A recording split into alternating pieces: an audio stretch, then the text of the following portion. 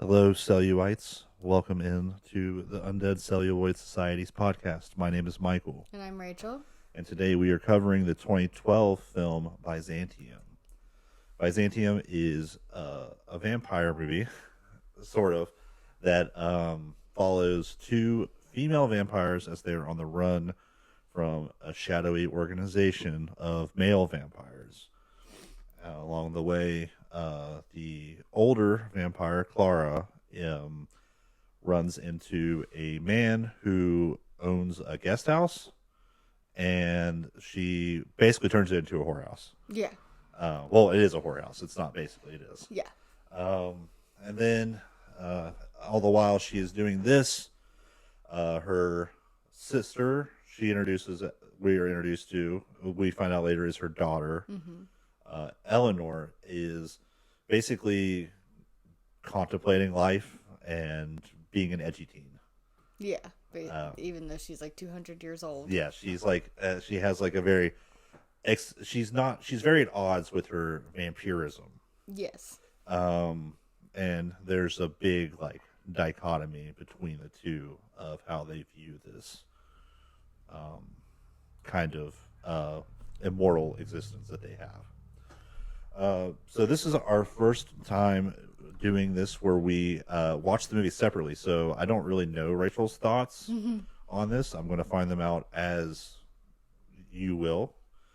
So what did you think of this movie? I liked it. I thought that it was like a really refreshing viewpoint of, vampirism. And I also like it was I don't know, the how not all vampires are, these wealthy people that just have access to all this money because they've been around forever. You know, they're struggling, they're living in like rundown apartments, and Clara is a sex worker. Well, then she becomes what do they call them? A madam, when the people who run them. Yeah. And they're like poor just because they're running from the Brotherhood the whole time. And I liked that. I don't know. That was like I said, like, you have Twilight, which is probably one of the most famous. And, they're rich vampires who can just do whatever they want. And, like, sure, they have to kind of, like, hide themselves from the Volturi, but, like, really they can just do what they want and go where they want. And it's not the case in this. And I think it shows kind of, like, it's deeper. It's like, it's... I think I had a stroke. Words aren't coming to me. But, yeah, no, it was just a lot deeper, and it, like, meant more. It wasn't so superficial. There's the struggle with past transgressions due to the immortality, and you see, the one side of, like, Clara, who she's like, I don't deal in the past, I live for today. And then you have Eleanor, who it's like, I remember everything, and she remembers everyone she's ever fed from, and she's remembered everything she's ever did, and she struggles with that, even though she's like, I think they called her like the angel of death, because she only feeds from people who are ready to die, which is, typically like old people that we see, or sick people. And then her mom, who just goes around just killing people when she's hungry. Specifically men. Yeah, specifically men. And that's because she hates men. Yes. And then her relationship with the guy who owns the like... Oh, yeah. Like, maybe it's because he's, like, not a man of power. He shows his vulnerability, and He's portrayed as very weak. Yes. And so I think that's why, like, she liked him so much, besides the fact that she's totally using him. But I think that's why she liked him so much. And I don't know, my feminist side is like, yeah, screw the guys in power. Especially, like, the whole, beginning of her journey before she became a vampire, which totally skipped over, where she met the captain in the Navy, Ruthven. Yeah, and what was the other guy's name? Right, but yeah. So basically, she's like immediately when we first meet her, she's presented with this choice between two men. What? Darvel, yeah, Darvel and Ruthven. Darvel comes off like my immediate reaction to him or impression of him was that he was this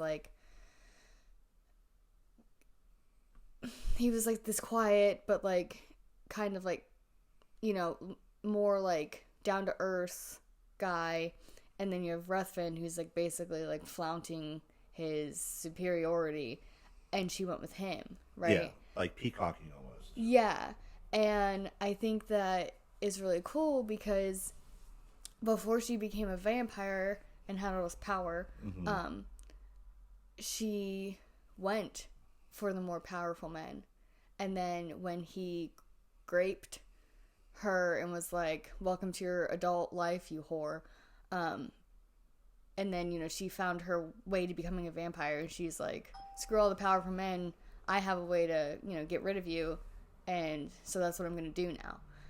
And so that was her saving herself in a way, I guess. Yeah, it's really interesting because we start in the present, and then we get told Clara's story and Eleanor's story through notes that Eleanor is writing and basically just throwing away. Yeah. She ends up writing a story for Frank, the sick kid. Yeah. But we get it in segments, so we're slowly learning about their past life. We learn more about Clara really than we do about Eleanor. I mean, Eleanor's backstory isn't as interesting as her mother's because she just grew up in an orphanage. Right, and she was going to be a nun. Yes, she was going to be a nun. That really affects their difference in upbringing is drastic. Like you said, with Clara getting essayed, he literally whenever Ruthven picks her up and he just takes her to a whorehouse. Right, yeah. And says, "I got you a new girl." Okay. She's like a slave now, basically. It was like, "You're welcome. This is better than the life you lived." Yeah, I don't even know. We don't really get a whole lot of what she did before. She just was selling clams or oysters on the beach. Something like that. Because Darvo gives her a pearl for the oyster, because he said a pearl for a pearl. Right, yeah. So we don't really know a whole lot about her life before that. And so she just kind of resigns herself to being a sex worker, which, that's terrible. And it's, when she gives birth to her baby, she wants a better life for her baby. So she gives her baby to an orphanage, hoping to, that is going to, I guess, train her to be a nun. I guess it's a nunnery more than it is an orphanage. Right. And she pays for her upkeep and stuff. So she's being a good mom in that sense of saving her daughter from that. But her character really self-destructs, especially after she becomes a vampire, because Clara is not a good person. No. She's very much a product of, the system and what happened to her. But she doesn't do anything to change that. She mentions at one point that she's going to help, when she first turns and the Brotherhood is confronting her about it, because she wasn't supposed to be a vampire. Right, because it's only men. Yeah, it's only men of status, right, specifically. She says that she wants to help other women that are in a situation she was in. But she never does that. No. She becomes, later on, a madam of a whorehouse. And pretty much treats the girls the same way that the madam treated her. Yeah. So she's not doing anything to help. Right. She's actually making it worse. She does. I mean, one of the only kills we see her do, she kills the pimp that has the girls. But instead of just saying you guys are free to do whatever you want now, she takes them. Right. She's like, because the one girl's like, I just want to die because she's all drugged up, right? And then she's like, no, you don't. She's like, if tomorrow you still want to die, I'll personally kill you myself. Yeah. But she takes them, in, and then she gets them off the drugs, but they're still sex workers. Yeah, she's not really helping them. The only thing that she's providing for them is a place to stay. Yeah, without drugs. I mean, they could still be doing drugs. We don't know. It didn't look like they didn't looked look better. Yeah, they did look better. Yeah, but yeah, no, it's like the parallels of, like you said, their upbringing before they became vampires. Like, she was a sex worker, and Eleanor was, in a orphanage for girls to become a nun. That really shows. It's almost like that. Like, when they become a vampire, it's almost like that imprints on them. Yeah, it like enhances their what happened to them. Yeah, because she just continues to be a sex worker to get money, and then Eleanor, she only kills if the person is ready to die. And she hates it. She doesn't like doing it. Right. Whereas Clara seems like she revels in it. And you could see that in her transformation into a vampire. Speaking of which, traditionally, vampires, change other people into vampires, bite them and then make them drink their blood, things like that. In this movie, it's not the case. There's like a secret island where you go and there's this entity that's there in a cave, and it reveals itself as just you. Yeah, like a reflection of yourself. It's a faceless creature. Yeah, and so we don't know anything about it. All we know is that it attacks you, and then you're reborn. Right, and then you have to drink someone's blood after that. Yes. There's... and every time it happens, there is, like, the water falls around alternative blood. Right. So, and with that, like, with Clara's transformation... she's like bathing in the blood, and she looks like just like she's transformed and she loves it. So she like rebels in her vampirism, and her daughter does not. Right. I forget. So she turns her daughter, but it's really selfish of her to do that because it doesn't seem like it's something that Eleanor wanted. So she turned her because Ruthven found out that Eleanor was her daughter after she like took the map and everything. He found out about her, and then he essayed her. He took her to the whorehouse, essayed her. She can't become a nun then because she's not pure. That's true. So her whole future was like up in smoke at that point, and so she took her so that she could be with her always, and she could take care of her. They have a really strong codependency on each other. Oh my gosh, yeah. Toxically codependent. Well, especially for Clara, her dependency is really bad. Yeah, she's very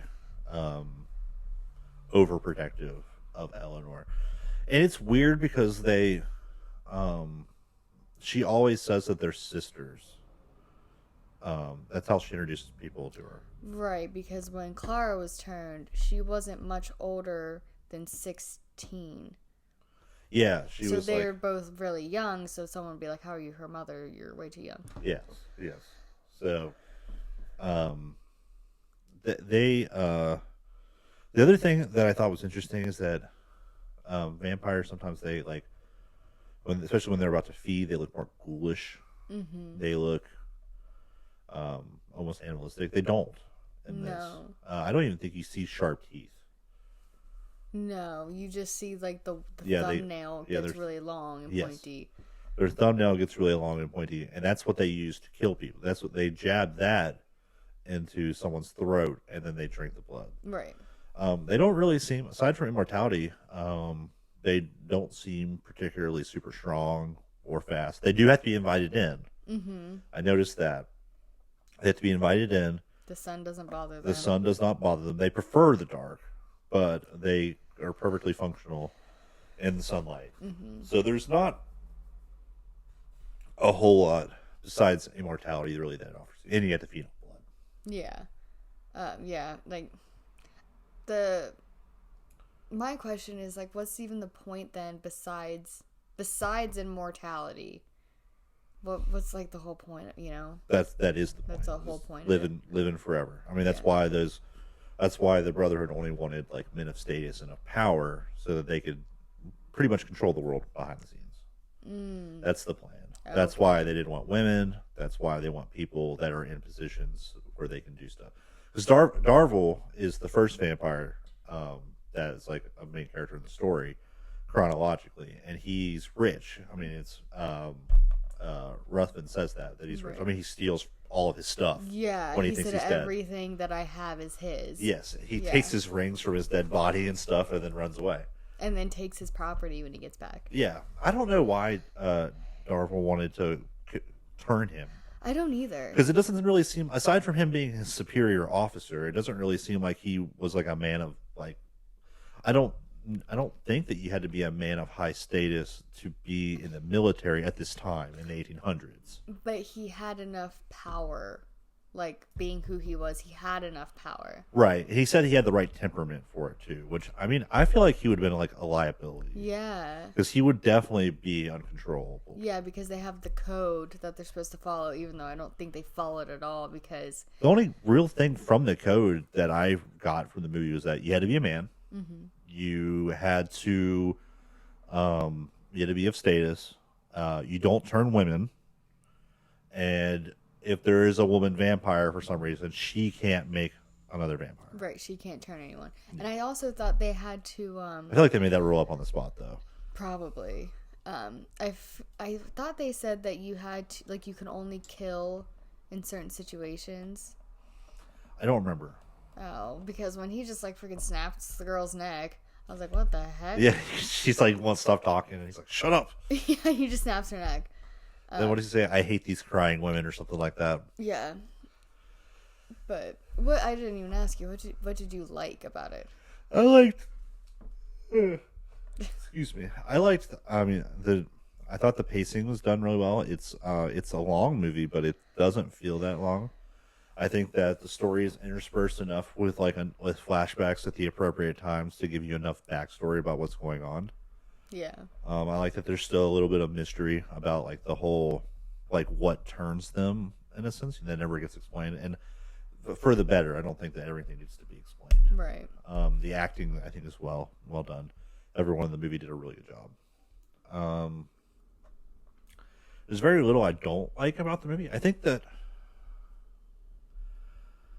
for as much as the Brotherhood is a threat to Clara and to Eleanor, who Eleanor doesn't even know they exist because Clara didn't tell her, they're not around enough for me. Yeah, they're just following them basically. Yeah, and the bald member of the Brotherhood, who is the primary antagonist besides Ruthven, I feel like that should have been him. That would have given the story, I think, a little bit more. What should have been him? He should have been like the vampire that was like after Clara and finally getting killed at the end instead of dying in a flashback. Oh, Ruthven? Yeah, because it gives enough gravity to it. That other guy is just kind of like, he says a couple of things, but he doesn't really do a lot till the very end. Yeah. And it's implied that he's like 1,000 years old because he has a scimitar from Byzantium.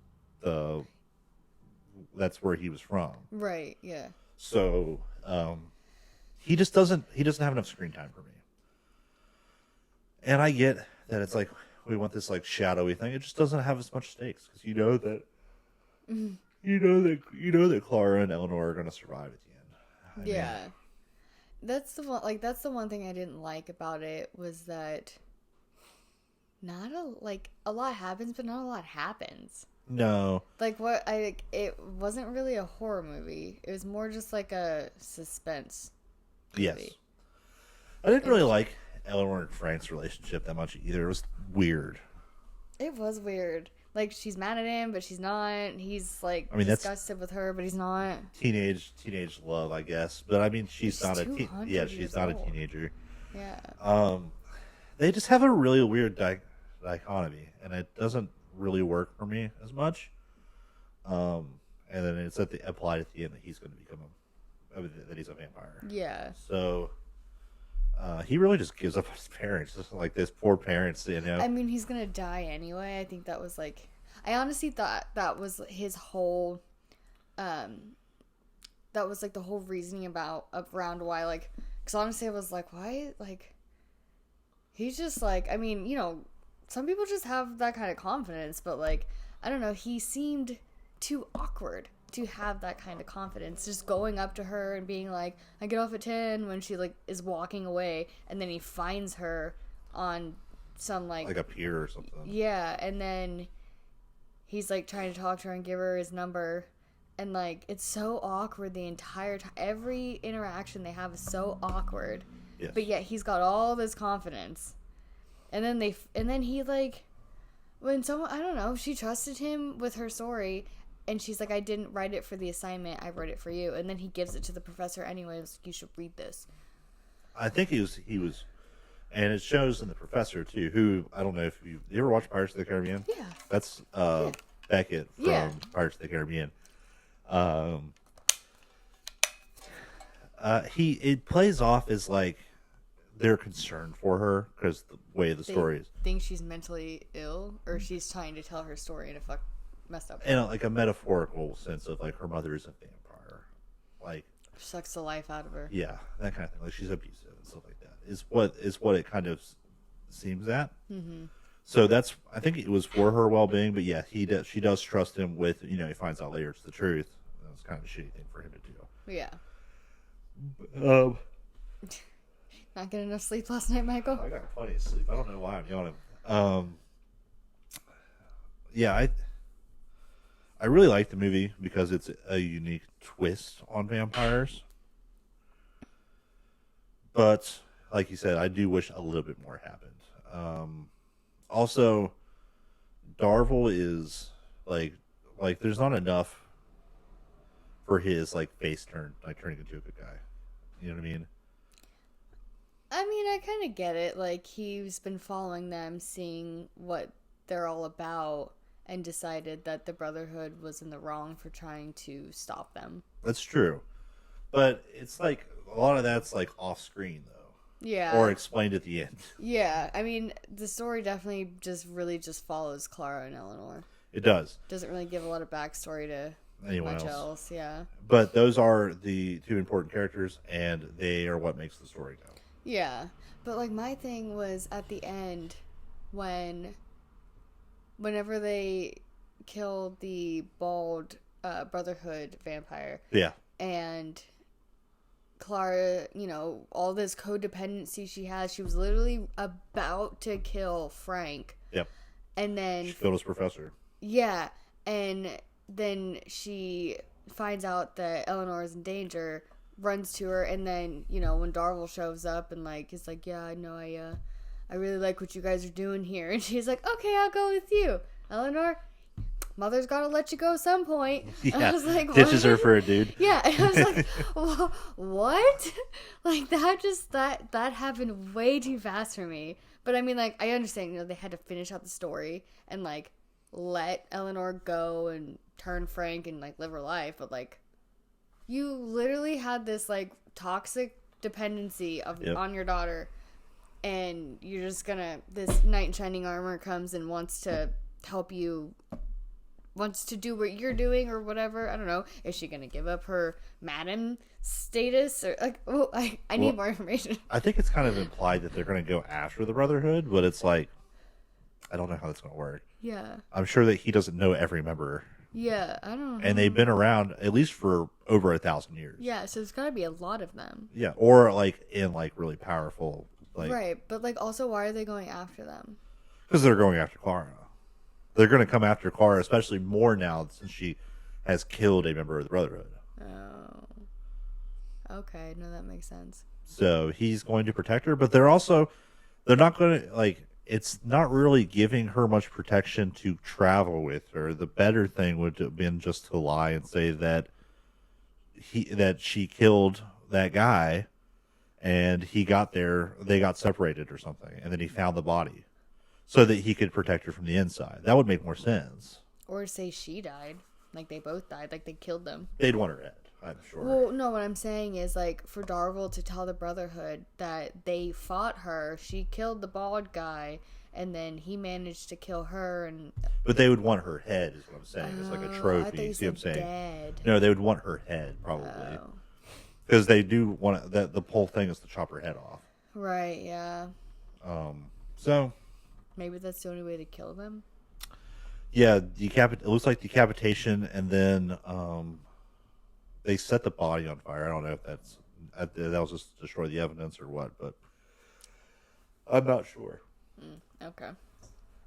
But yeah, that's Byzantium. It's the movie, sir. I guess the title serves two meanings. It's the name of the brothel. It's also the name of the place where the bald-headed guy's from. Yeah, what was the guy's name that she... Darvel?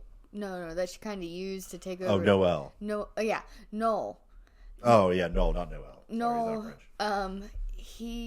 when he took them to Byzantium, like his hotel or his mom's hotel, I thought that it was going to have some, like, deeper meaning behind it, you know, like this is where it all started or some crap. And nope, literally nothing. Yep. It's not the name I would have given the movie. I would have tried to think of something else. Yeah, because it doesn't have a lot of hold over the story. Well, it is based on a play. Uh-huh. So I don't know if there's more in the play. Oh, there might be. I mean, it was a 2-hour-long movie, though. It was. But, I'm ready to rate it if you are. Well, let me see. Is there anything else? Is there any other thoughts? Is there anything else? Honestly, though, like, I feel like if people watch this movie, they need to go on was it the wiki page? Yeah. They need to go on that and read the themes.